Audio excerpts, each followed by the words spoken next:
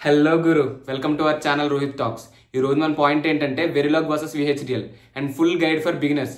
ఈ full guide లో మనం ఏం పాయింట్స్ డిస్కస్ చేయబోతున్నాం అంటే, ఫస్ట్ పాయింట్ వచ్చేసి వాటర్ వెరిలాగ్ అండ్ VHDL.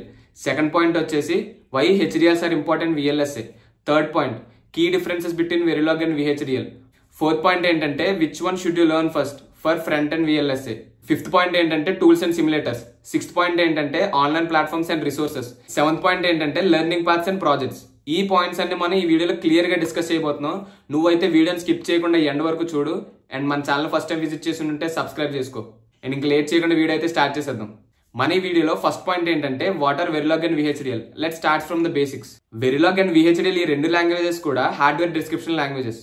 ఎలా అయితే మనం regular programming language like Python కానీ, సి కానీ, జావా కానీ ఈ లాంగ్వేజెస్ ఎలా అయితే సాఫ్ట్వేర్ డిఫైన్ చేయడానికి యూజ్ చేస్తామో, అలాగే ఒక డిజిటల్ సర్క్యూట్ కానీ, హార్డ్వేర్ సర్క్యూట్ కానీ బిహేవియర్ని డిస్క్రైబ్ చేయడానికి మనం ఈ HDL లాంగ్వేజెస్ అనేవి యూజ్ చేస్తాం. అవే హార్డ్వేర్ డిస్క్రిప్షన్ లాంగ్వేజెస్ యూజ్ చేస్తాం.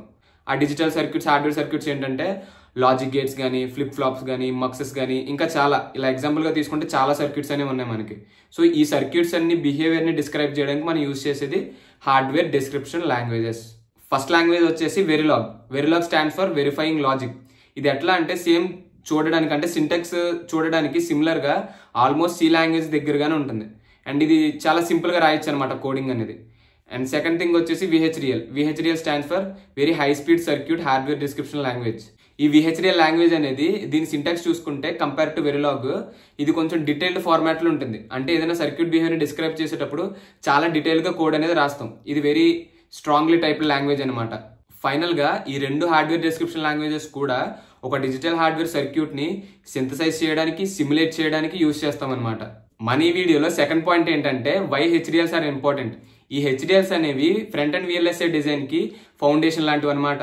ఒక ఇంజనీర్ కి ఒక డిజిటల్ హార్డ్వేర్ సర్క్యూట్ ని డిస్క్రైబ్ చేయాలన్నా, సిమ్యులేట్ చేయాలన్నా, సింథసిస్ చేయాలన్నా ఈ HDL లాంగ్వేజెస్ హెల్ప్ అవుతాయి. ఈ హార్డ్వేర్ ని డిస్క్రైబ్ చేయడం మ్యాటర్కి వస్తే first point what circuit should do. Circuit అసలు ఏం చేయాలి. సెకండ్ పాయింట్ అసలు సర్క్యూట్ అనేది ఏ ఇన్పుట్స్ కి, ఏ అవుట్పుట్స్ కి కనెక్ట్ అవ్వాలి. థర్డ్ పాయింట్ ఏంటంటే అసలు ఈ డిజిటల్ హార్డ్వేర్ అనేది ఏ ఆపరేషన్ పర్ఫామ్ చేయాలి. ఒక ముక్కలో చెప్పాలంటే అసలు సర్క్యూట్ అనేది ఏం చేయాలి, ఎలా చేయాలి అనేది మనం ఒక సాఫ్ట్వేర్ లాంగ్వేజ్ అంటే ఈ హార్డ్వేర్ డిస్క్రిప్షన్ లాంగ్వేజ్ యూజ్ చేసి డిస్క్రైబ్ చేస్తాం అనమాట.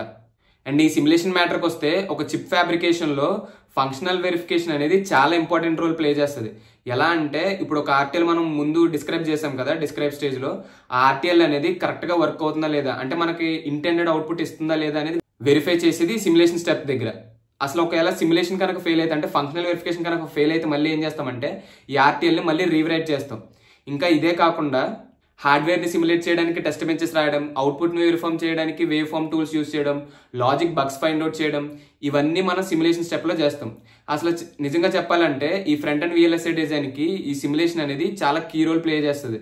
ఈ సింథసిస్ మ్యాటర్కి వస్తే ఈ HDL లాంగ్వేజెస్ అనేవి వెరీ సింథసైజబుల్. ఎలా అంటే ఒక ఫార్మాట్ నుంచి ఇంకొక ఫార్మాట్ కి ఈజీగా కన్వర్ట్ చేసుకోవచ్చు.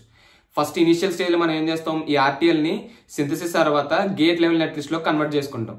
అదే ఫిజికల్ డిజైన్ అయిపోయిన తర్వాత ఫిజికల్ లేఅవుట్ ఫార్మాట్ లో కన్వర్ట్ చేసుకుంటాం. ఫైనల్ గా ఫ్యాబ్రికేషన్ పంపించేటప్పుడు GDS ఫార్మాట్ లో కన్వర్ట్ చేసుకుంటాం. ఇలాగా ఎవ్రీ స్టేజ్ లో మనకు నచ్చిన ఫార్మాట్ లో కన్వర్ట్ చేసుకోవచ్చు ఈ HDL లాంగ్వేజెస్ ని. మన పార్ట్ 3 ఏంటంటే verilog versus VHDL key differences. ఇప్పుడు ఈ రెండింటి మధ్య ఉన్న కీ డిఫరెన్సెస్ ఏంటో చూద్దాం. ఫస్ట్ మనం వెరిలాగ్ తో కంపేర్ చేసుకుంటే దీని సింటాక్స్ ఫార్మాట్ అనేది ఇంతకు ముందే చెప్పాను, సిమిలర్ గా సి లాంగ్వేజ్ తగ్గట్టు ఉంటుంది. అంటే ఆల్మోస్ట్ రెండు సి లాంగ్వేజ్ ది వెరిలాగ్ ది కూడా సింటాక్స్ అనేది సిమిలర్ గానే ఉంటుంది. అండ్ మనం VHDL సింటాక్స్ కనుక చూస్తే ఏదైనా సర్క్యూట్ బిహేవియర్ ని డిస్క్రైబ్ చేయాలన్నప్పుడు ఇది చాలా డీటెయిల్డ్ ఫార్మాట్ లో ఉంటుంది. ఈ డీటెయిల్ ఫార్మాట్ లో ఉండడం వల్ల చాలా మంది సింటాక్స్ చాలా పెద్దగా ఉందనుకొని ఫీల్ అయ్యి కన్ఫ్యూజ్ అవుతూ ఉంటారు. కానీ ఇందులో కన్ఫ్యూజ్ అవడానికి ఏం లేదు. మనకి ఒక సర్క్యూట్ బిహేవియర్ అనేది మనకి సింపుల్ గా క్లియర్ గా కనబడుతుంది. ఇప్పుడు మీకు ఒక ఎగ్జాంపుల్ డిస్ప్లే చేస్తున్నాను కదా, ఈ ఎగ్జాంపుల్ వచ్చేసి 2 input and gate the verilog language లో. ఎలా ఉంది కోడ్ మనం చూసుకుంటే స్టార్టింగే మాడ్యూల్ గేట్, ఇక్కడే మనకి ఇన్పుట్స్ అండ్ అవుట్పుట్స్ అనేవి డిఫైన్ అయిపోయి.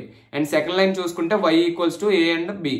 ఈ సెకండ్ లైన్ లో మనకి ఏం తెలుస్తుంది, అండ్ గేట్ అనేది ఏం పర్ఫామ్ చేయాలనేది తెలుస్తుంది. అంటే సింపుల్ గా ఒక 3 లైన్స్ లో వెరిలాగ్ లో కోడ్ అనేది కంప్లీట్ చేశారు.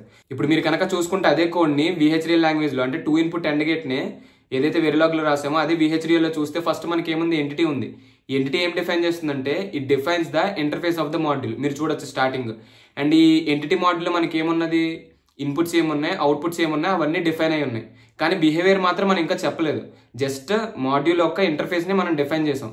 2 ఇన్పుట్ NAND గేట్ కాబట్టి ఫస్ట్ ఇది పోర్ట్లో ఏమున్నాయి A and B and output వచ్చేసి స్టాండర్డ్ లాజిక్, ఇన్పుట్ వచ్చేసి స్టాండర్డ్ లాజిక్ అని జస్ట్ డిఫైన్ చేసాం మాత్రమే. అండ్ మీరు కనుక ఇప్పుడు కొంచెం కింద చూస్తే ఆర్కిటెక్చర్ స్టెప్ ఉంది. ఈ ఆర్కిటెక్చర్ స్టెప్ లో మనం ఏం చేస్తామంటే సర్క్యూట్ యొక్క ఇంటర్నల్ ఇంప్లిమెంటేషన్, అంటే అది ఏం ఆపరేషన్ పర్ఫామ్ చేయాలనేది ఈ ఆర్కిటెక్చర్ స్టెప్ లో డిఫైన్ చేస్తాం. మీరు కింద చూడొచ్చు y ≤ A అండ్ B, అంటే ఈ ఆపరేషన్ మనం ఆర్కిటెక్చర్ స్టెప్ లో డిఫైన్ చేసాం. కంప్లీట్ గా చూస్తే సర్క్యూట్ యొక్క ఇన్పుట్స్ అండ్ అవుట్పుట్స్ డెఫినేషన్స్ అనేవి కంప్లీట్ గా ఎంటిటీ స్టెప్ లో ఉన్నాయి. అండ్ బిహేవియర్ అంతా ఆర్కిటెక్చర్ స్టెప్ లో ఉంది. అదే కనుక మనం వెరిలాగ్ తో కంపేర్ చేసుకుంటే కంప్లీట్ గా మాడ్యూల్ డెఫినేషన్ అనేది, ఆపరేషన్ అనేది సింగిల్ ఒక 2 లైన్స్ లో డిఫైన్ చేసేసాం. దీన్ని బట్టి మీరు చూస్తే VHDL లో ఒక సర్క్యూట్ యొక్క బిహేవియర్ అనేది డీటెయిల్డ్ గా మెన్షన్ చేసి ఉంటుంది. మన ఈ వీడియోలో 4th పార్ట్ ఏంటంటే which one should learn first, అంటే ఫస్ట్ అసలు ఏ లాంగ్వేజ్ నేర్చుకోవాలి. ఇది తెలుసుకోవాలంటే ఫస్ట్ మనం అసలు వెరిలాగ్ దేనికి ఎక్కువ యూజ్ చేస్తాం, VHDL లాంగ్వేజ్ దేనికి ఎక్కువ యూజ్ చేస్తాం తెలుసుకోవాలి. ఫస్ట్ వెరిలాగ్ చూసుకుంటే డిజైన్ వెరిఫికేషన్ కి, అంటే RTL డిజైన్ కి VLSA లో వెరిలాగే ఎక్కువ యూజ్ చేసుకుంటాం. అండ్ ఈ VHDL అనేది FPGA డిజైన్ కి యూజ్ చేస్తాం ఎక్కువగా. అండ్ అదే కాకుండా ఏరోస్పేస్, డిఫెన్స్ అప్లికేషన్స్ కి ఎక్కువగా మనం VHDL యూజ్ చేస్తాం. ఇప్పుడు అర్థమైంది కదా. ఒకవేళ మీ టార్గెట్ అనేది ఫ్రంట్ అండ్ VLSA అయితే వెరిలాగ్ నేర్చుకోండి. ఒకవేళ మీ టార్గెట్ అనేది VLSA కాకుండా FPGA డిజైనింగ్ అయితే VHDL నేర్చుకోండి. ఇంకా మీకు FPGA సింపుల్ గా అర్థమయ్యేలా చెప్పాలంటే FPGA అనేది ఫీల్డ్ ప్రోగ్రామబుల్ గేట్ అరే. అంటే ఇప్పుడు మనం ఒక చిప్ చూసుకుంటే ఒక కంప్లీట్ గా ఫ్యాబ్రికేషన్ అయిపోయిన తర్వాత మనం అది మళ్ళీ అంటే రీయూజ్ చేసుకోలేం, కోడ్ని మళ్ళీ రీకన్స్ట్రక్ట్ చేసి మళ్ళీ యూజ్ చేసుకోలేం, ఎందుకంటే అది కంప్లీట్గా ఫ్యాబ్రికేట్ అయిపోద్ది, మ్యానుఫ్యాక్చరింగ్ కూడా అయిపోద్ది. అది FPGA ఎలా అంటే ఒకవేళ మీరు RTL కోడ్ రాసి దాన్ని అప్లికేషన్ యూజ్ చేసినా సరే మీరు మళ్ళీ దాన్ని వేరే అప్లికేషన్ యూజ్ చేయాలన్నా ఆ కోడ్ని మనం రీకన్స్ట్రక్ట్ చేయొచ్చు మళ్ళీ. అంటే ఇది ఒక లాజిక్ బ్లాక్స్ అనమాట. ఈ బ్లాక్స్ని మనం ఎన్నిసార్లు అయినా రీయూజ్ చేసుకోవచ్చు, అంటే కోడ్ని రీకన్స్ట్రక్ట్ చేసి మళ్ళీ యూజ్ చేసుకోవచ్చు. మన ఈ వీడియోలో 5th పార్ట్ ఏంటంటే టూల్స్ అండ్ సిమ్యులేటర్స్. అసలు ఈ టూల్స్ అండ్ సిమ్యులేటర్స్ ఎలా వర్క్ అవుతాయి అంటే మనకు మోస్ట్ కామన్లీ యూజ్డ్ టూల్ వచ్చేసి EDA ప్లేగ్రౌండ్. EDA ప్లేగ్రౌండ్ అనేది బిగినర్స్ కి చాలా హెల్ప్ అవుతుంది. వెరిలాగ్ నేర్చుకోవడానికి కానీ టెస్ట్ చేయడానికి కానీ చాలా హెల్ప్ అవుతుంది. వెరిలాగ్ అయితే model SIM and EDA playground, and VHDL కూడా మోడల్ సిమ్ మనం యూజ్ చేయొచ్చు కోడ్ని టెస్ట్ చేయడానికి. అండ్ ఈ సిమ్యులేటర్స్ ఎలా వర్క్ అవుతాయి నీకు తెలియాలంటే ఫస్ట్ స్టెప్ నువ్వేం చేయాలంటే ఒక స్మాల్ కోడ్ని డిజైన్ చేసిన తర్వాత వాటికి టెస్ట్ బెంచెస్ రాయి. ఈ టెస్ట్ బెంచెస్ ఎలా వర్క్ అవుతాయి అంటే ఒక విర్చువల్ ఇన్పుట్ జనరేటర్ లాగా డిజైన్ కి యూజ్ అవుతాయి. అండ్ 3rd పాయింట్ ఏంటంటే సిమ్యులేటర్ ని రన్ చేసిన తర్వాత వేవ్ ఫార్మ్స్ చూడు, వేవ్ ఫార్మ్స్ చూసి అవుట్పుట్ ని అనలైజ్ చేయి. ఇలా ఒక స్మాల్ కోడ్ ని తీసుకుని మొత్తం అన్ని ఈ స్టెప్స్ అన్ని ఫాలో అయ్యి కంప్లీట్ గా సిమ్యులేటర్స్ ఎలా వర్క్ అవుతాయి నువ్వు తెలుసుకోవచ్చు ఈజీగా. అండ్ మన 6th పార్ట్ ఏంటంటే లెర్నింగ్ పార్ట్స్ అండ్ ప్రాజెక్ట్స్. నేను ఇప్పుడు డిస్క్రిప్షన్ లో వెరిలాగ్ అండ్ VHDL రిలేటెడ్ కొన్ని ప్రాజెక్ట్స్ అనేవి డిస్క్రిప్షన్ లో మెన్షన్ చేశాను. నువ్వేం చేస్తావు అంటే థియరీ కొంచెం స్ట్రాంగ్ అయిన తర్వాత ఆ థియరీని అంతా ఈ ప్రాజెక్ట్స్ మీద ఇంప్లిమెంట్ చేసి నీ థియరీ కాన్సెప్ట్స్ అన్నింటినీ కొంచెం స్ట్రాంగ్ చేసుకున్న తర్వాత నువ్వేం చేయాలంటే రెజ్యూమ్లో నువ్వు ఏదైతే స్ట్రాంగ్ అని ఫీల్ అవుతావో అలాంటివి ఒక 2-3 ప్రాజెక్ట్స్ మాత్రమే రెజ్యూమ్లో మెన్షన్ చేయి. అండ్ మన 7th పార్ట్ ఏంటంటే resources and online platforms. And ఈ ఆన్లైన్ ప్లాట్ఫామ్ సంగతికి వస్తే అంటే సిస్టమ్ వెరిలాగ్కి VHDL నేర్చుకోవడానికి EDA ప్లేగ్రౌండ్ అనేది బాగా యూజ్ అవుతుంది. అండ్ వెరిలాగ్కి సపరేట్గా నువ్వు నేర్చుకోవాలంటే మేకర్ చిప్ కూడా యూజ్ చేసుకోవచ్చు. ఇవన్నీ ఏంటంటే ఆన్లైన్ కంపైలర్స్, అంటే నువ్వు ఏదైనా కోడ్ని డిజైన్ చేసుకుని టెస్ట్ చేసుకోవాలంటే ఆన్లైన్ కంపైలర్స్ అనేవి హెల్ప్ అవుతాయి. And coming to the YouTube channels Neso Academy, the signal path, VHDL విష్, ఈ 3 ఛానల్స్ అనేవి నువ్వు వెరిలాగ్కి కంప్లీట్గా నేర్చుకోవడానికి యూజ్ అవుతాయి.